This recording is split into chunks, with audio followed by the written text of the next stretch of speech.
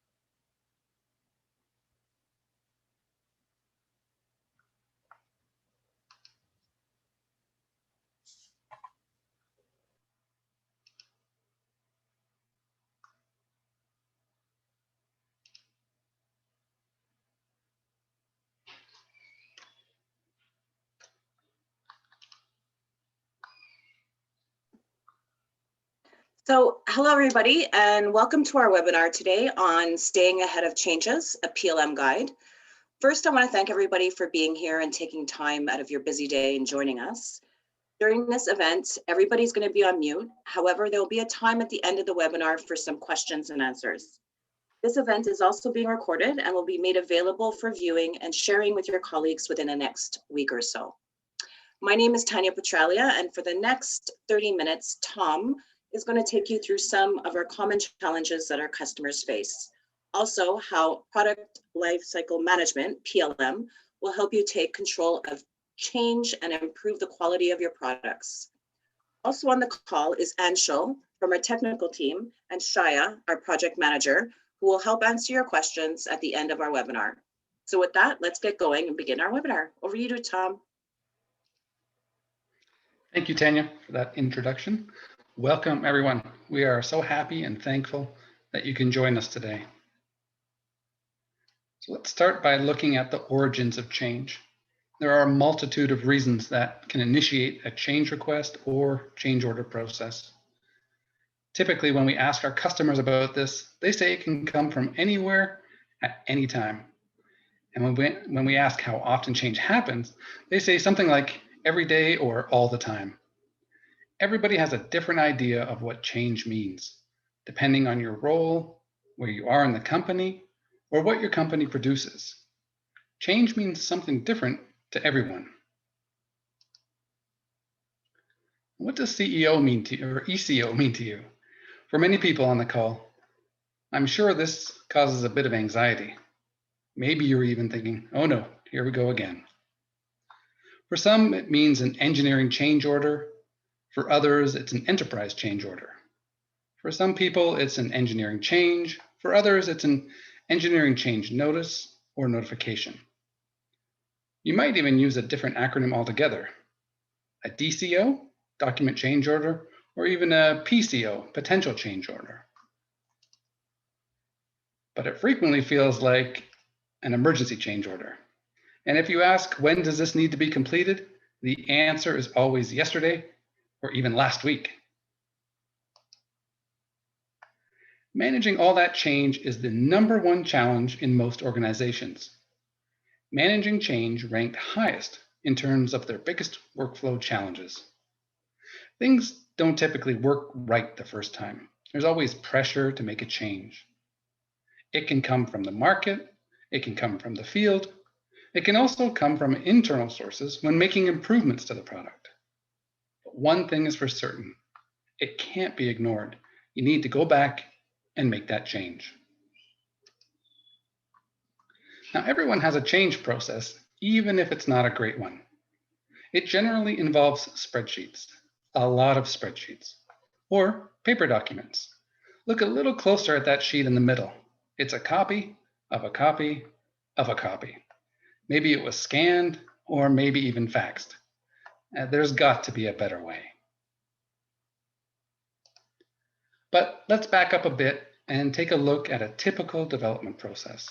Now, this is not everyone's process, but at a general level, we have a sale or interest from the customer at the beginning.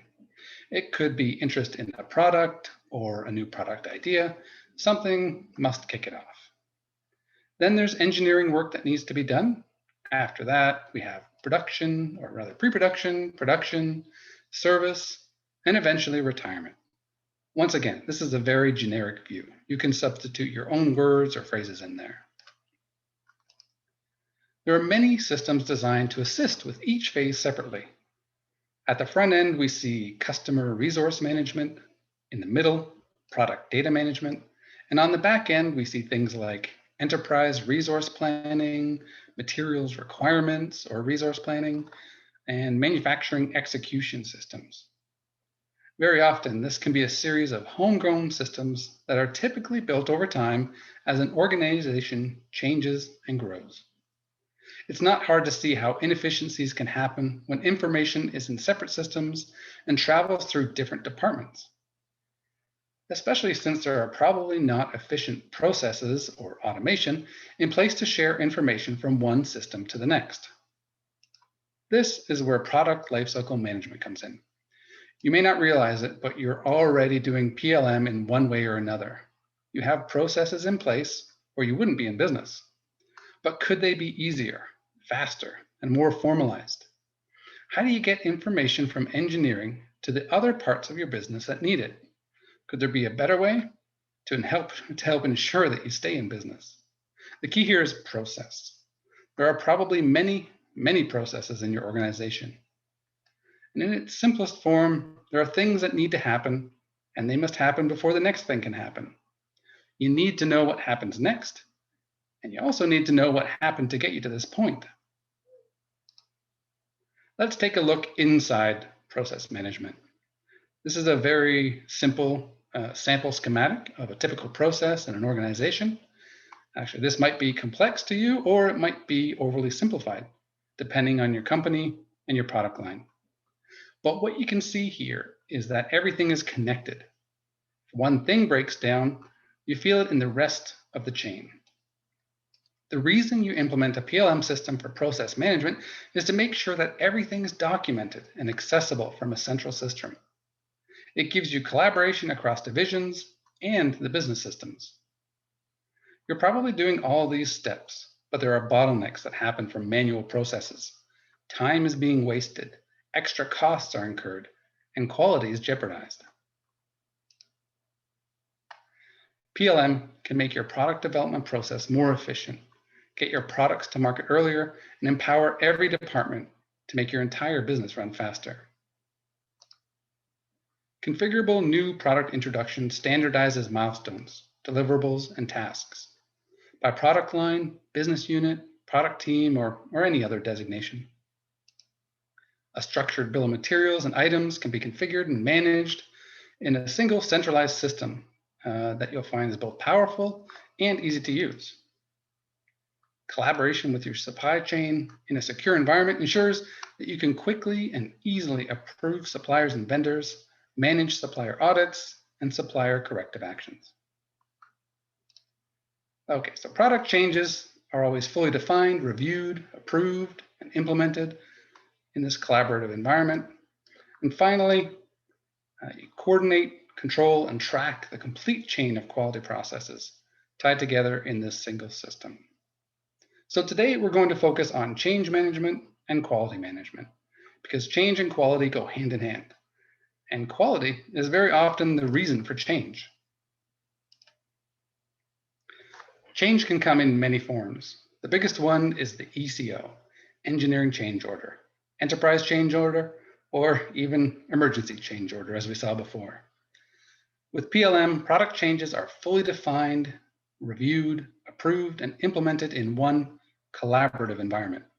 When you configure workflows, everyone can monitor change requests and change orders in real time, avoiding typical bottlenecks like waiting for or hunting down approvals.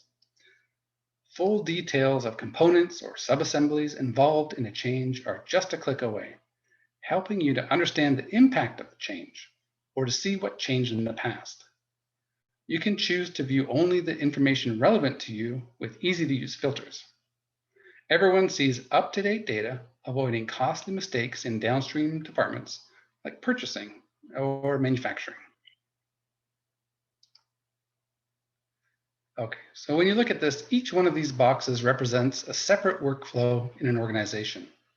Each one is different, each one is unique, but they all need to work together. And that is really the foundation of PLM. Let's walk through a change management workflow. Often, it starts with something like a problem report. You may have a different name for it, and of course you could rename each of these to suit your requirements. It could be a service issue or a report ticket, anything that fits your needs. A problem report starts, and if found valid, can lead to a change request, taking that issue further along the path. This can mean that it is now visible for a different or extended set of people in the organization. If that change request is valid, if there's something that needs to be done, that leads to a change order.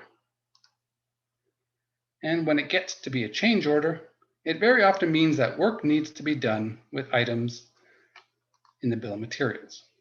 And because everything is connected, that change is documented and tracked, making the change visible now and traceable in the future. To give you an idea of what this looks like inside of PLM, here is a day in the life look at a change workflow. We are creating a problem report. A problem has been identified and it needs to be documented. We can fill out all the data that is required and even add file attachments and images to help document the problem.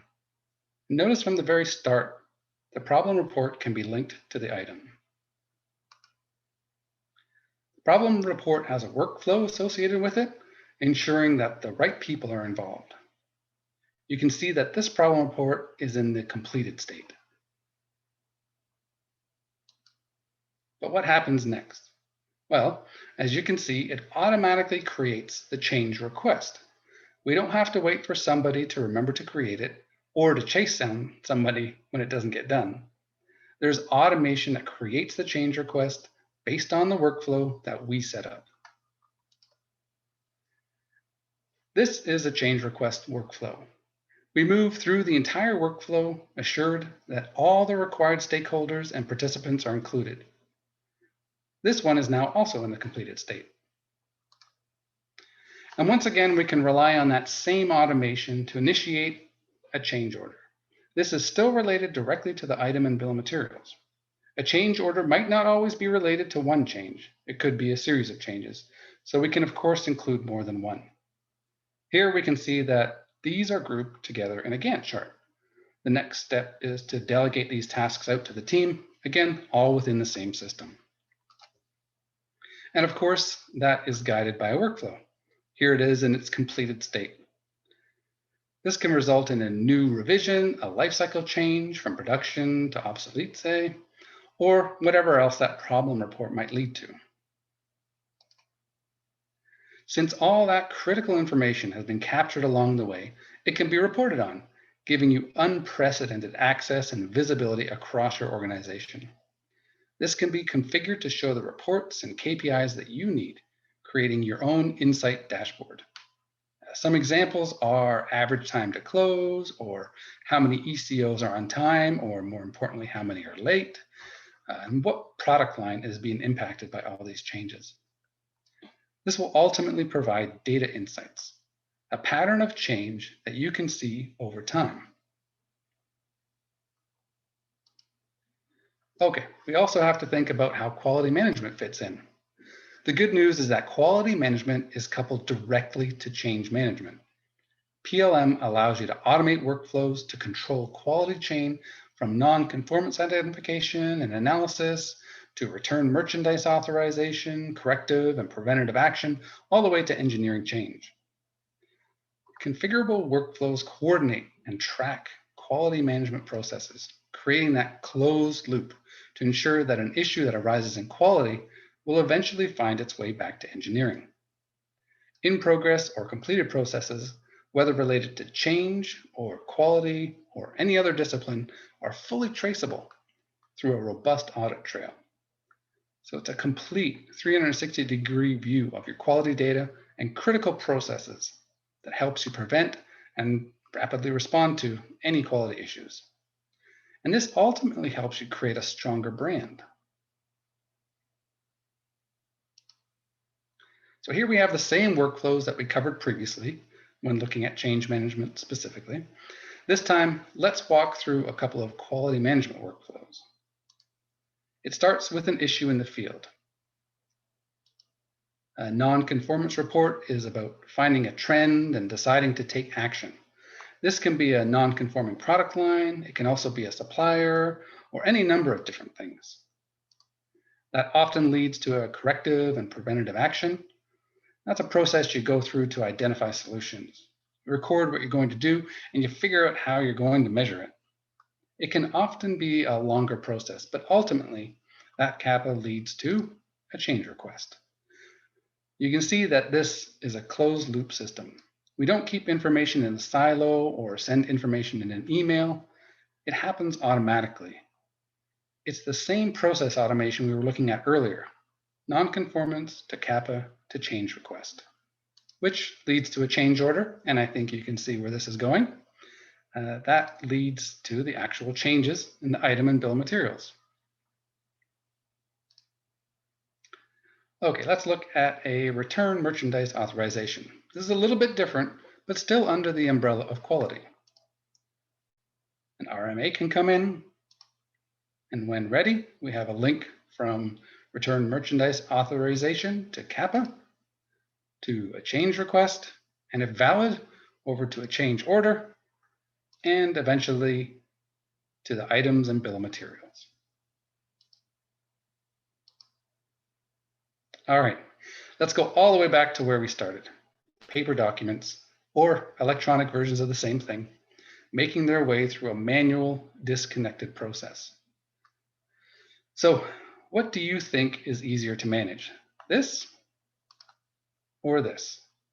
We can take those processes that are stuck on paper, word of mouth, tribal knowledge, or even in Excel, and digitize it further and add workflow around it. So a significant advantage of working with this modern cloud-based solution is that you can do all of this on any device. All of the previous images that were shown were on a desktop computer, but it could just as easily be done on a mobile phone or tablet. You can be anywhere, and you can be on just about any device. So what you were seeing today, those were all just sample workflows. As you've probably guessed, each environment is completely customizable. You can change names, you can add in states, you can even set notifications so that if a workflow stays in a state too long, it sends out a reminder to the guilty party, or perhaps to someone else that can handle it. Another way to handle this is to build in escalation. This covers the, well, what happens if it stays there for a week problem. Delegations help when you're on vacation and you want to delegate to a peer or manager.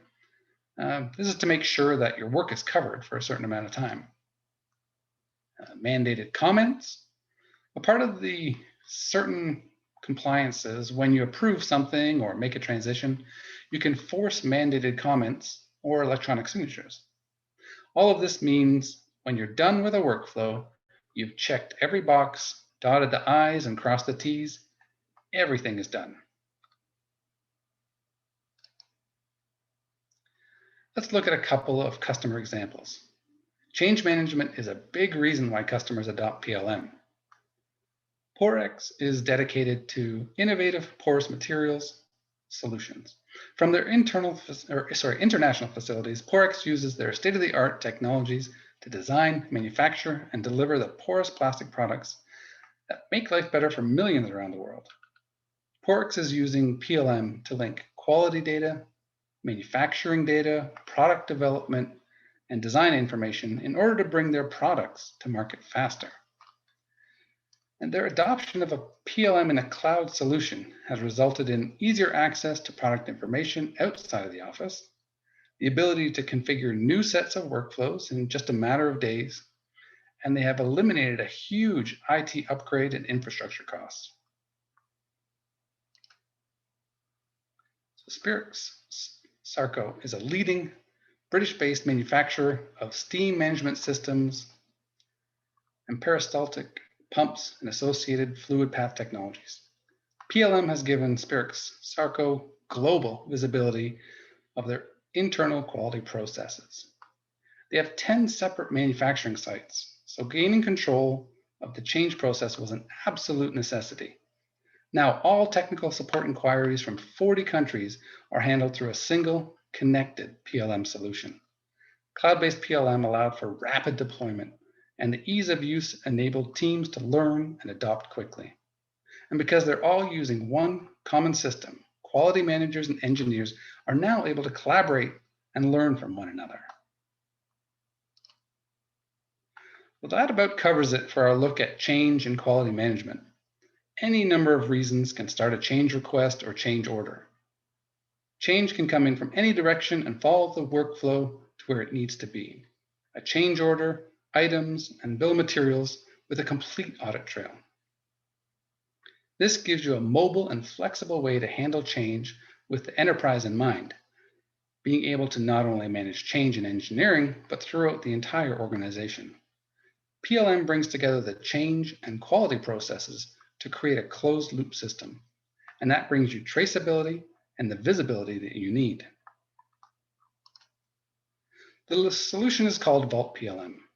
It helps you manage your product data in one central location that is accessible to all, speed up your product development and business processes, and extend the value of your product data throughout your entire organization. So you're probably thinking, well, now what? If you're interested in learning more about change and quality management specifically, or what else PLM has to offer, please reach out to Tanya. Let's get together to see how Vault PLM can help your team.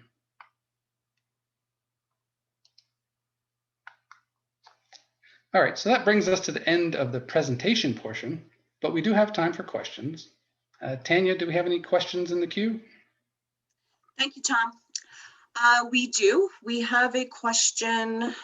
It says, who can be part of this change management system that you offer?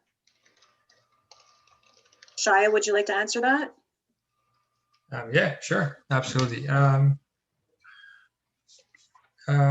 Great question. I basically have to answer that question with a question: who do you want to be part of the change process? Because the system is flexible enough to give you the ability to have multiple teams and individuals part of the change management procedures.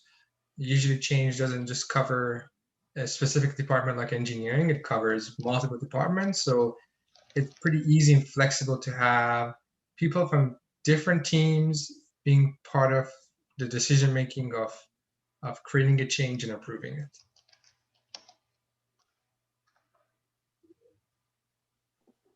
Okay, thanks, Shia. I do have another question, if you wouldn't mind answering this one as well. Yeah, no problem. Can you put a hold on BOM items that are being changed? Yeah, not a good question. So I guess what we see what's happening in the industry is that somebody decides to make a change to an item, to BOM or project, but while they're doing the change, the rest of the organizations are not aware of that, and they continue building what they're not supposed to be building. So in our PLM, when there's a change, there are item icons on your BOM. There are lock states where they lock your items. So not only people can see there's a pending change, but they also can't make changes until a decision is made to move forward. So it makes it kind of dummy-proof to stop any process from moving forward before the change is approved. Okay, thanks, Shaya. Currently, we don't have any other questions. I'm just going to give it a few minutes.